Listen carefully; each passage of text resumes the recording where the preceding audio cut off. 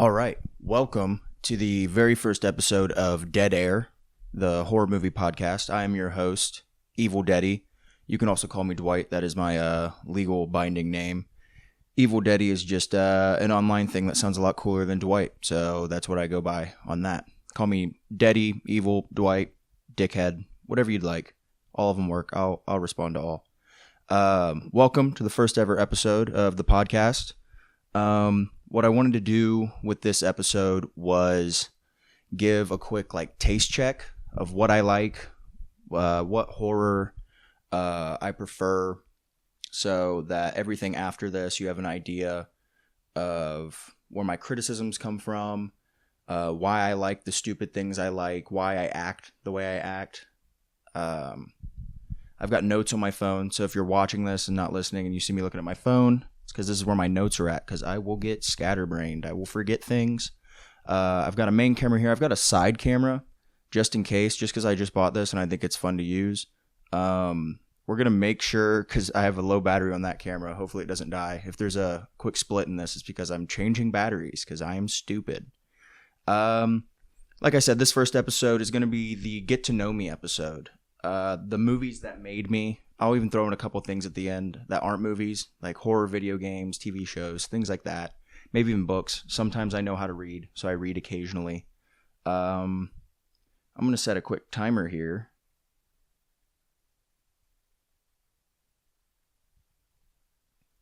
Just so I know how long this is going if I overdo it. It all started in 1998 when I was born. November 7th. I was born a week after Halloween because I think the horror gods knew I'd be too powerful if I had a Halloween birthday, so they made me wait an extra week. But that's okay, because usually I end up having parties on Halloween anyway. It all works out. Any of these movies can and should have an episode of their own on the podcast that I could dedicate to them. They are influential to my taste in film and to who I am as a person. For better or worse, take that as you will. I think the first movie we'll start off with is also the movie that whenever anyone asks me, I usually give as my answer of my favorite movie of all time, and that is, if you're watching, you see me pointing at my shirt there, The Exorcist. So, William Friedkin's The Exorcist has a place in my heart, not only because it's a fantastic film, but because, as far as I can remember back, it's probably the first thing that ever scared me. I remember being a kid and I think accidentally watching it on TV during a Halloween series, probably on AMC or something, and just seeing Reagan in bed scarred me. It got to a point where I would have to turn off my light and run to my bed, or else I would think I saw her there. Now, this isn't 15-year-old Dwight or something. This is 5 or 6 years old. I was very young, and I didn't even start liking horror movies until late in high school, early high school. I used to be a big scaredy cat. I would only watch them if the lights were on, if other people were there. I would watch them in parties, and we would all do that together. Why does my camera say sleep? Why'd it go to sleep? Are we still recording? Hold on. The Exorcist was the first movie that I remember scaring me. The thought of her crawling up the stairs behind me, or crawling down the stairs as I was running down them, used to be a common fear that I had probably once a day. And it wasn't really until another movie on this list that I credit for being influential to who I am, when I watched Sinister in high school, that I started actually liking scary movies. Something about Sinister just really clicked for me when I was 16. I think it had to do with, and Sinister's a good movie. I wouldn't say it's a fantastic movie. It's definitely fun. There's a lot of good things. There's some bad things. It's a bit cheesy at times, but I grew to like cheesy in movies. I used to be, I don't know, a bit snobbier and stuff. I was never I'd say a film bro, but I would I wanted like high art film more than like I couldn't appreciate dumb tongue-in-cheek what we'd consider like campy things now until probably I got in college. But Sinister hit with me, I think specifically because of the found footage sequences in it. The parts with like the lawnmower, or even the opening scene where he's like hanging them on the tree. And I guess like there's going to be slight spoilers for all these movies, but they're all classics and I'm not going to dive too deep into them. But if you've never seen them, I guess be a little wary of me talking about them. Sinister is one you should watch. It's not going to knock your socks off, but it was the first time that instead of hiding behind like my closed hands watching a movie, that I was like leaning forward, enthralled like with the story that was going on. And I think Ethan Hawke kills it in that movie. He wears incredible cardigans throughout it. It probably has to do too with like the thought of me wanting to be like a horror writer. I just thought it was so cool seeing someone, even though he was doing it for bad reasons, like bringing his family to a house where like people were murdered and not telling them, don't do that. I don't think I would do that. But just like being able to devote yourself to things that are like the macabre, I've always found interest in. So I think that clicked with me. Another one on the list right after Sinister. Pull out the phone here. Actually, before Sinister, I jumped in my notes. Jeepers Creepers 2. That's probably the movie after The Exorcist that used to scare me the most, that I watched when I was way too young. I remember one of my parents' friends, their daughter was probably like 6 or 7 years older than me. And when they would go over there, I would hang out with her. And she would usually just show me movies that I was way too young to watch. It says a lot about me. But what stuck with me was the school bus scene, specifically where Jeepers Creepers like takes his head off and like puts it at the back. That's one of the earliest memories I have of a movie terrifying me. And Jeepers, don't get me wrong, Jeepers Creepers 1 better than Jeepers Creepers 2. Like now I know that, but I saw Jeepers Creepers 2 before I saw Jeepers Creepers 1. So that's why this has the place in my heart and not the first one. Justin Long is barely in the second one, and that's a big red flag for my review of the second one. Also, we're not even going to get into the director of Jeepers Creepers being a terrible human being. That could be its own episode too, but don't support him. That's a movie that I'd be like, if you can pirate it, pirate that movie. Sorry, big old drink. This is not sponsored by Yerba Mate, but if they want to sponsor me, they can. After Jeepers Creepers 2, oh man, did that sound just come out of my throat? After Jeepers Creepers 2, the next movie that comes to mind that has a place in my heart, I'm stumbling. The next movie that comes to mind that has a big place in my heart is John Carpenter's The Thing. Now, this movie I found in college, my freshman year. Going in, becoming a media major. I wasn't a film major per se. I wasn't going in to be able to write about movies or critique them. I was going in to learn how to make them. That's what I wanted to do. That's what I've always wanted to do. So I wasn't a film major. I was a media production major. And the course was called Media and Culture. It's a dumb way to put it, but it's just mass communications for the most part. So where we'd learn how to be behind a camera, how to write scripts, how to do audio, how to anything you would probably be able to do in a studio. That's what we learned. Because I really knew film theory was interesting and I like talking about movies, but something that's important to me and what I look for in media in general is it doesn't need to be high art. It needs to be entertaining. I think that's the most important thing. And you can be entertained in so many ways. Like, for example, I find depressing, depraved movies entertaining. Someone else might not think a movie like Martyrs is entertaining. They might just think it's a terrible time to sit here and watch this movie that is just going to make your heart hurt. But that's entertaining to me. And that's why I went with a media production degree that I never fulfilled. But during that, when it started in my first course for it, my 143 class, we had to pick a movie for the full semester that we were going to like analyze and go over the, I guess film jargon wise, the mise en scene of, which just means like everything that goes into a scene for specific parts of the movie. So like when the conflict comes up, like what shows that this is conflict? What creates conflict here? What creates the atmosphere that we were feeling while we were watching this? And I chose a movie I'd never seen. That way it would give me a reason to buy it. I chose John Carpenter's The Thing. So I had to watch this movie 20 or 30 times. That way I could know it inside and out. And I don't think I could have picked a better movie to do that with.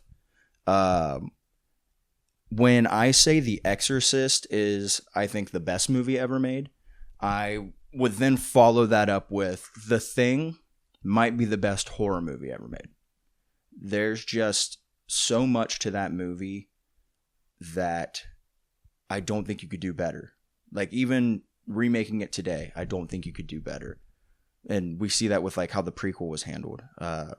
When it comes to the practical effects that are used, that are timeless, the acting, the characters, the writing, and the fact that the movie was a flop when it came out, that supposedly, I haven't fact checked this, I could look it up, but I think I heard that The Thing released the same weekend as E.T., and E.T. just blew its socks off. Just no one went to go see it. No one wanted to see this scary movie by the guy who did Halloween that had like... It wasn't the fun, happy alien movie. It was the scary, like, this is going to rip you to shreds. Why do we want to be terrified movie? So the masses went out to see E.T. and about, I don't know, a dozen people went out and saw The Thing. And it wasn't until I want to say the 2010s that people really started looking back on it fondly. Like when the VHS craze came out and 80s horror was getting revived through all the remakes and stuff, people would go back and look fonder on the movies that those movies were looking to as inspiration. And I think The Thing inspired a lot of people. Like I said, it's probably one of the best movies of all time, but when it comes to just firing on all cylinders and making a movie that has great acting, great writing, arguably the best special effects of any movie, the intensity that comes along with The Thing, there's not many films that beat it. We also wouldn't have Among Us. So if you've never seen The Thing, but you've played Among Us, tell John Carpenter you said thank you. Because that's basically The Thing, the video game. Which also, speaking of which, at the time of me making this, The Thing had a video game that came out, I want to say, 2003 for PS2. And it's pretty hard to get your hands on now because I've looked into it because I have a PS2 that I play every now and then. And it's getting remastered. If you would have asked me to put $100 down on if that movie would ever get made, whether in my lifetime or not movie, but video game, would ever get remade or remastered, I would tell you hell no. There's no way. Unless some millionaire got together and did a passion project of like putting it back together. And maybe that's what's happening. But that's getting made. I'm very excited for that. The Thing is not only an important movie to me because it's so good, but it, in the same way that Sinister's the first time that I appreciated horror, The Thing is the first time that I really came into my own as developing as a filmmaker, I guess, because it's how I learned how to do camera operations, how I learned how to use a fucking microphone, just all these things that I think of. I think of the first time that I tried to like recreate scenes from the movie. So The Thing will always have a special place in my heart. And just like with The Exorcist, I probably try to watch The Thing at least once a year. I just went to my buddy's house. He's got a really nice setup with like surround sound and a big ass like 80-inch TV. And I showed him The Thing for the first time and it knocked his socks off. And watching it in that atmosphere where like his sound was so cool. It was Like if there was a knock at the door in the movie, it felt like someone was knocking at the door in his house. My voice just cracked. Shut up. You didn't hear that. But there's just so much ambiance that comes from that movie too. Just it does everything perfect. The Thing is a perfect movie.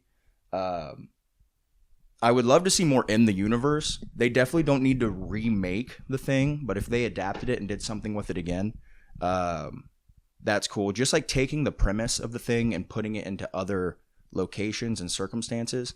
I'm currently playing a game called what is it called? It Still Wakes the Sea, I think is what it's called. Just came to Game Pass, and it's basically The Thing but on an oil rig. That's really cool. I'm not exactly a big fan of like the horror games where it's like a walking simulator. You're just going from point A to point B. But this is kind of like that, and I'm enjoying it. It's short. I believe I'm close to the end. Hopefully I'll knock that out soon. But yeah, The Thing is very important to me. I felt like that would probably be the one I talk about the most too. So I've got my little notes here, my little bullet points, and I definitely spent a lot of time right there on The Thing. So let's see what's next.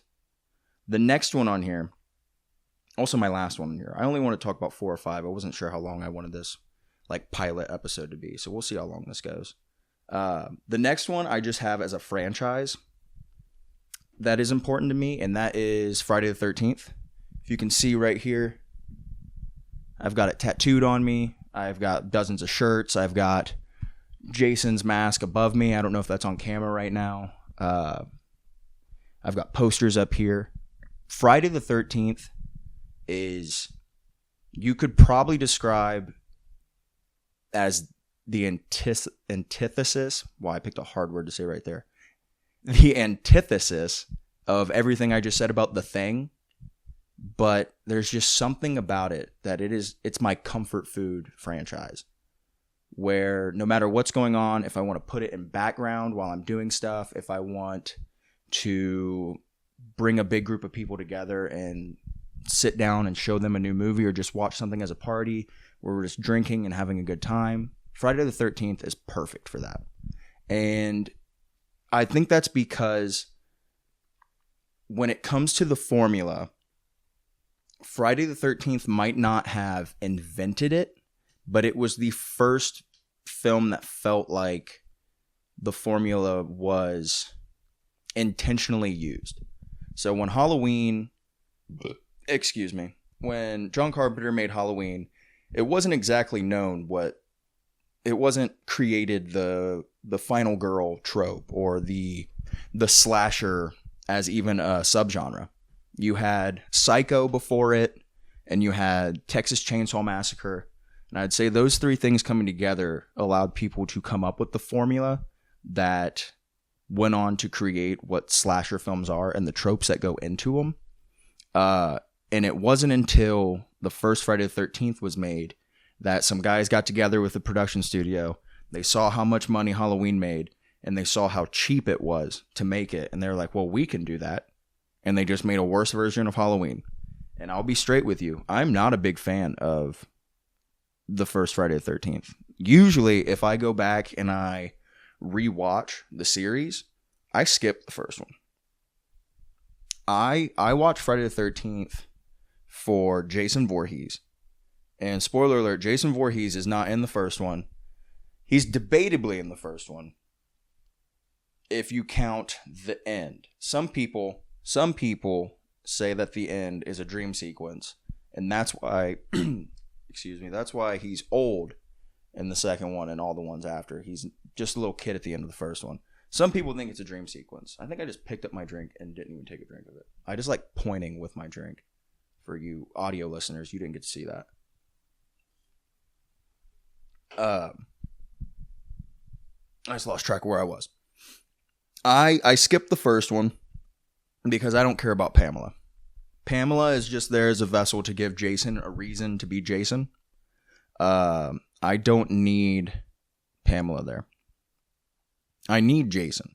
Because in the same way with like Nightmare on Elm Street, you don't go into these slashers with these icons to root for the kids that they're killing. You root for them. You root for the bad guys in these. You want to see Jason stuff some topless chick in a sleeping bag and slam her into a couple trees. That's what you root for. And there's just something about Friday the 13th that is, especially in the later ones, like 4 is one that I can always throw on with my friends. That's arguably everyone's favorite.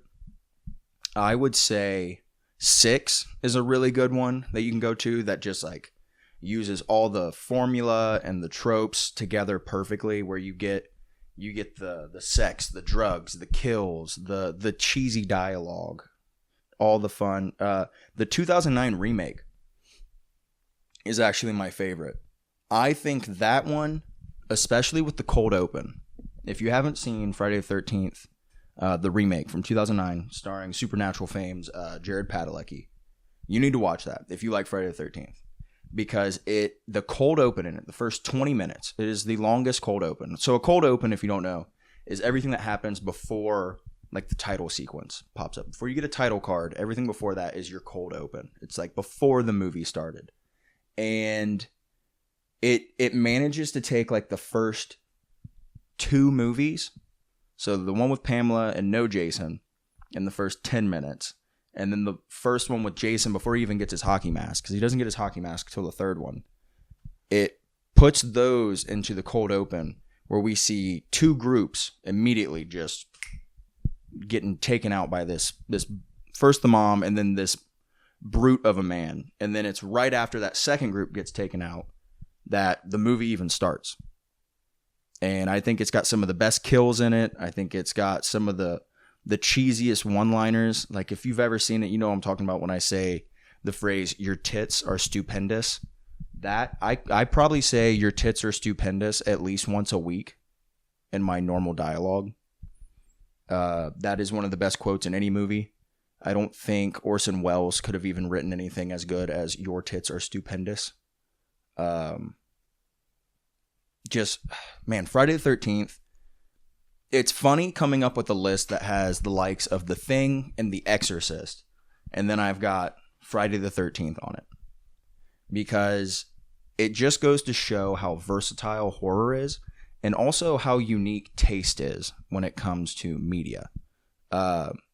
Because I know people that hate Friday the 13th and love the 2 movies I already talked about. And I know people that think the first 2 movies, The Exorcist and The Thing, think they're boring. I mean, they're wrong, but they think they're boring. They don't like these old style movies. But they can throw on a schlocky 80s slasher and just have a good time and like turn their brains off. There's just something about junk food movies like Friday the 13th that I think everyone needs. Now, skip number 9. You don't need Jason Goes to Hell. Jason Goes to Hell is bad. It is not fun. I've seen it twice. And Davis, if you're listening to this, you're wrong. That is not the best one. It is the worst one. And I'm calling you out. That's about all for the movies that I think about when it comes to horror movies that made me like who I am, like what curated my taste in horror films. But the honorable mention stuff that I also want to come up with, because I won't only talk about horror movies on this, but I wanted to start off with like 5 horror movies that were important to me, important to who I am, and then a couple of video games that come to mind. Resident Evil is one of my favorite things of all time, specifically Resident Evil 4. The original one is a masterpiece of a game, and honestly, the remake, I'm going to give it more time. The remake might be better. I'm going to say it here. I'm going to say it to this camera. The remake might be better, but I want to give it time before I say that is the best version of it. Resident Evil 4 is one of the greatest video games ever made. I have a soft spot for Resident Evil 5 because Resident Evil 5 was my first Resident Evil, and I only played it co-op. Now, I totally understand if you hate Resident Evil 5 if you played it solo. If you played Resident Evil 5 solo and you had to use the computer as your partner in it, I totally get why you hated it. If you're playing Chris and Sheva is just a mindless robot in it, the game sucks. It is just like an extra inventory thing when they already kind of messed up the inventory system in Resident Evil 5 anyway. So I recommend, if you haven't, go play Resident Evil 5 with a friend. Throw a microphone in. Actually, just sit next to each other on the couch. Do a couch co-op of it. It's just so much fun. It's just beautiful B-movie, and like Resident Evil 4, especially the original one, is B-movie like in a capital G good way, whereas Resident Evil 5 is like lowercase g good. Like one you're laughing with and one you're kind of laughing at. Both are fun ways to enjoy them. I love Resident Evil 5. I will not take any Resident Evil 5 slander. Resident Evil 6 is questionable. I need to go back and just replay Resident Evil 6 because I just remember being really disappointed when it initially came out. It also, the logo looks like a giraffe getting head. So that was weird. But yeah, Resident Evil 4 and 5, those were where my hearts lie. I will say, I am like a contemporary Resident Evil fan. I've played 4, 5, 6, 7, 8. I have not beaten the original one. The original one, when I tried it in high school, was way too hard. I didn't have the patience for it. At one day, I will go back to it, and I will finally try it, and I will officially be a real Resident Evil fan. I know it.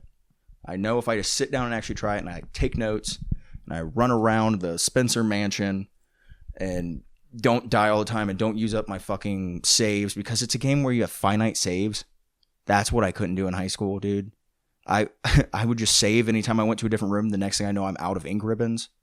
And I was like, fuck this game. Not playing this anymore. I will go back to it at some point. But I'm a contemporary Resident Evil fan. Another thing that comes to mind, big Mortal Kombat guy. Grew up with Mortal Kombat. Mortal Kombat, even though it's like strictly a fighting game, that is like fighting game gore porn. That is horror. When you're ripping people to shreds in Mortal Kombat, that's a horror game. Just because you're not scared of it doesn't mean it's not a part of the genre. Horror. So, I consider Mortal Kombat... Excuse me. I'm giving myself a sore throat doing this. That's what she said. I consider Mortal Kombat a horror game. And if you disagree with me, you're wrong. So, there's that. Let me pull up my notes. What's another thing I had on here? Edgar Allan Poe as another honorable mention, just going into like a literary direction.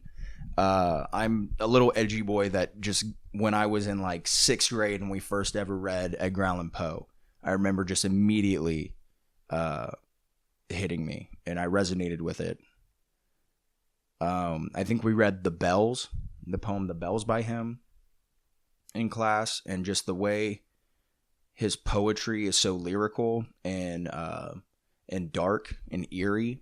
It was like it created an atmosphere just off of the page. It's something that I've always liked, and I know all horror people love Edgar Allan Poe, but that is just someone that had a big effect on me when I was younger.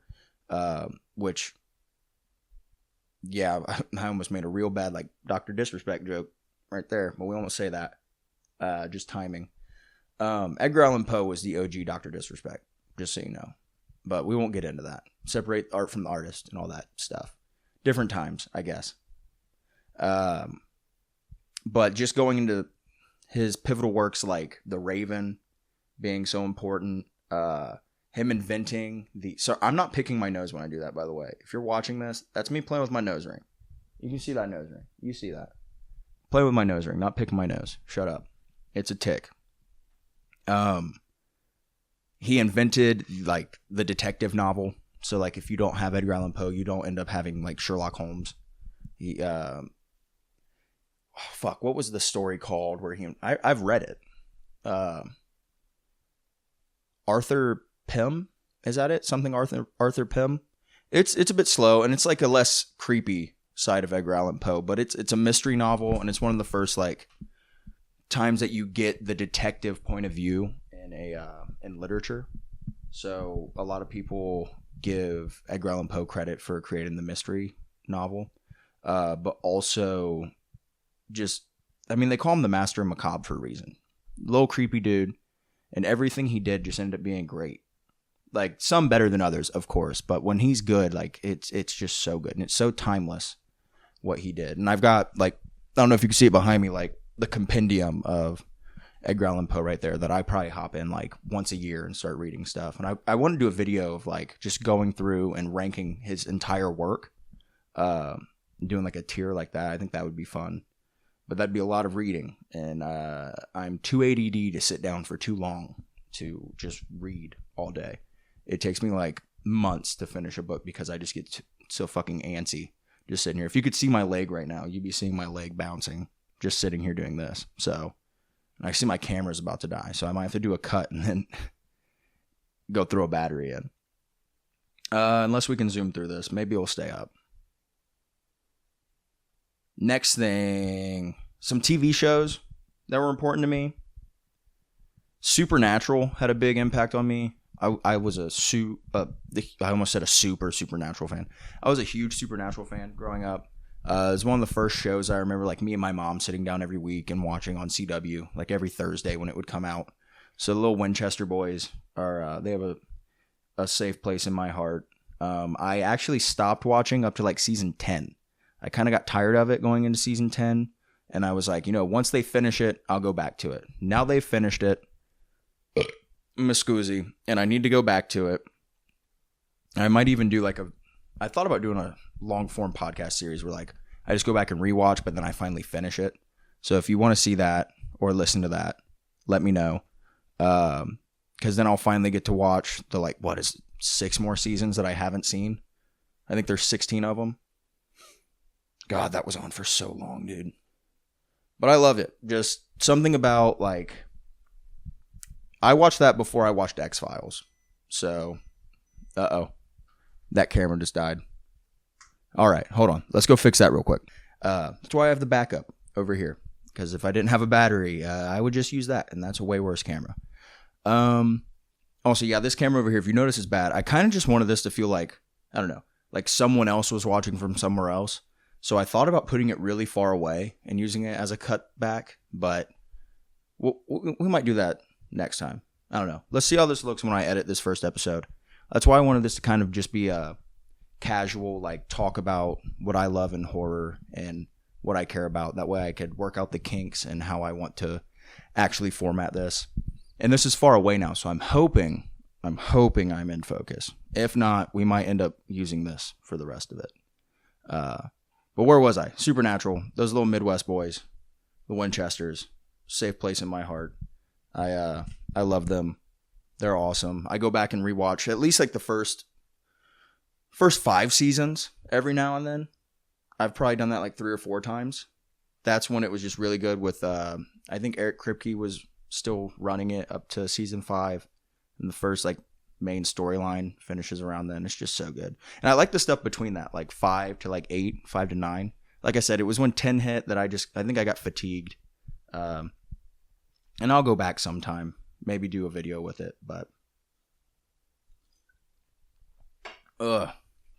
what's next? What's another thing that I care about? Because I need lists or else I don't remember what I care about. That's why I use Letterboxd. Follow me, Dwight, Wilt, or Evil Daddy on Letterboxd. I don't remember what it is. I'll put it in the links below. Grew up watching Charmed and Angel. Those are 2 things that I don't really remember anything about, but would watch them every morning when I was a kid before school. It'd come on 6 a.m., 7 a.m. And hot witches and vampires were just put into my blood just way too early. Just waking up every morning, and I don't even remember the characters' names, dude. What were the sisters' names in Charmed? I might need to go back and just rewatch Charmed. I wonder if that holds up. I feel like Charmed doesn't hold up. I still love Rose McGowan, though. And what's the other one's name? Oh, I think her character's Phoebe. I just forgot her character's name. I might set this up next time to where I'm at my computer so I can actually look shit up. But for now, we're just going off the top here. I think it's funnier when I make mistakes, and you guys can tell me in the comments and stuff how stupid I am. But Alyssa Milano, got it. Shut up. I got there. Shut up. I don't need the internet. I think it's Alyssa Milano. If I'm wrong, like I said, shut up. Angel. I watched Angel before I watched Buffy. I didn't even know what Buffy was, but Angel used to come on before Charmed. So I would watch that going into it. See Angel and Spike getting into shenanigans. Angel's definitely not as good as Buffy, but I have, like I said, I these are things that made me who I am, and I got to Angel before I got to Buffy. So I see that as more important to my personality and my development than Buffy is. Sorry, Sarah Michelle Gellar. I still have you from Scooby-Doo. So you're not totally out of my development as a kid. And I still know what you did last summer, and I know what you did last summer. No, she's only in the first one. I know what you did last summer. Great in that. Love you, Sarah Michelle Gellar. Cartoons like Courage the Cowardly Dog. I was a big Grim Adventures of Billy and Mandy guy. Watched a lot of that. Just Jamaican Grim Reaper stuff. Billy having like a spider for a kid. Things like that. Just little morbid things that shouldn't have been for kids. Like looking back on it, kids shouldn't have been watching that. Cartoon Network used to be so much cooler. And I sound like such an old man at 25 saying that. But I wasn't even like an Adventure Time person. I didn't watch Adventure Time until my girlfriend recently made me. And I like Adventure Time. Don't get me wrong. It was fun. But it's just they don't make them like they used to with like Courage the Cowardly Dog and fucking Grim Adventures of Billy and Mandy. What was another one? Did I write another one down here? What's another spooky cartoon? What's your favorite like spooky Cartoon Network series? I wonder if it's something that I watched. Because that's what I grew up on. That and like Kids Next Door. I was a big Kids Next Door guy. Yeah. Some non-horror things that are important to me. Just so you can get my full range of tastes and things that I might talk about. Love the Godfather series. Specifically the first and second one. Second one's my favorite one. They're both 10 out of 10s. The third one is Third one, we won't talk about the third one. Because the third one's a better movie than what people give it credit for. And I'm not going to go on a tangent here. But if it wasn't for the incest storyline, Godfather 3 would be a better movie. Sofia Coppola is not that bad of an actress in it. And you have to look into what happened in development with that. With all the actors like falling out of it. I think Winona Ryder was supposed to play Sofia Coppola's character. I think I remember reading about that. And then she had to fall out because she was filming something else. So a lot of people go back and they go, well, Sofia Coppola's so bad in that. Shut up. She's a kid. Go away. The incest storyline was weird. That was weird. That's not her fault. She didn't write that. Actually, I assume her dad wrote that, but that's a different thing. The Godfathers. I love just mob things in general, just off the topic of that. I love Scarface. I remember my brother showing me Scarface when I was too young. My first ever, sorry, there's a fly. That's not me just like waving a fart. My first ever rated R movie that I watched was The Matrix. I remember my mom letting me watch that. I love The Matrix. I recently watched, is it Reloaded? That's the second one. I think it goes Matrix, Matrix Reloaded, and then Revolution. And then the newest one's like Revelations or something like that. The newest one's bad. I recently watched the second one. Second one is fun. It is not groundbreaking or like a masterpiece of like kung fu meets Western cinema in the way the first one is. And I don't mean Western as in like cowboys. I mean Western as in like made in the West, like America. But the second one's fun. People shit on it though. I had a big Tarantino phase, as all kids do.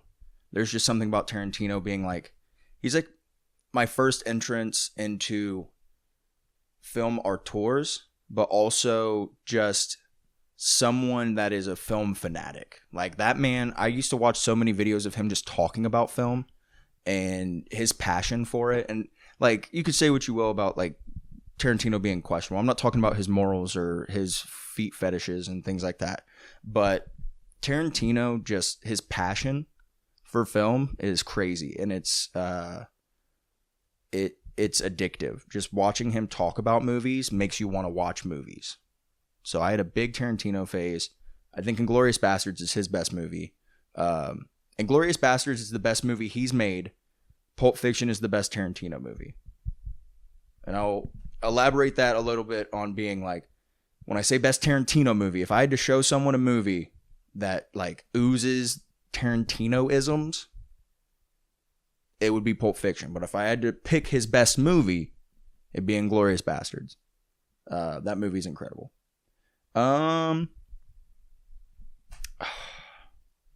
Good Will Hunting is one of my favorite movies. That's like my tearjerker movie. If I ever need to like cry, I'll throw on either like a Will Smith movie. Just any. It doesn't even have to be a good Will Smith movie. Something about him and his movies. Whenever they're sad, I just resonate. Ever since like Fresh Prince of Bel-Air, Will Smith can make me cry. The first Pokemon movie can make me cry. And Good Will Hunting. Good Will Hunting, Matt Damon and Robin Williams and that can make me cry. Whenever I used to try acting, a little bit in college and in high school, and I needed to try to make myself tear up, I would just reenact the scene in Good Will Hunting where they're like saying it's not your fault in my head. I'd be like, dead dogs, it's not your fault. Dead dogs, it's not your fault. Just mix those together and you can get tears out of me. I don't know if I could still do that now. That's about it, I think. That's like my taste test. That's the get to know me episode, I think. How long have we got here? We went about 40 minutes. I feel like that's a safe first episode, and I can come up with something next. I'm going to try to do this weekly. Do maybe a movie topic every week. Go through and talk about movies. Let me know what movies you want to hear about. If you were a big Supernatural fan, let me know. If you were a little Courage the Cowardly Dog fan, let me know. Let's see what we got in common. We're going to see if I mess this up by letting my camera die. But we'll put it all together. This should be hopefully on Spotify, YouTube. I've never done anything on Spotify or Apple. I know someone's going to help me out with putting things on Spotify. So we should definitely have that. Hopefully you'll be able to find this on Apple Podcasts. I'll definitely put it on my YouTube channel. Follow me on TikTok. Follow me on Twitch if you want to see more of my stuff. If you want to see some Magic the Gathering content on TikTok, things like that, or Twitch. I play Arena on there sometimes. What else is there? I think that's about it, dude. Thank you for listening. Thank you for watching if you're watching. Go ahead, like, subscribe if you can. It helps out with the channel on whatever format you're on. This is Dead Air. I appreciate you listening. I love you all. Smooches.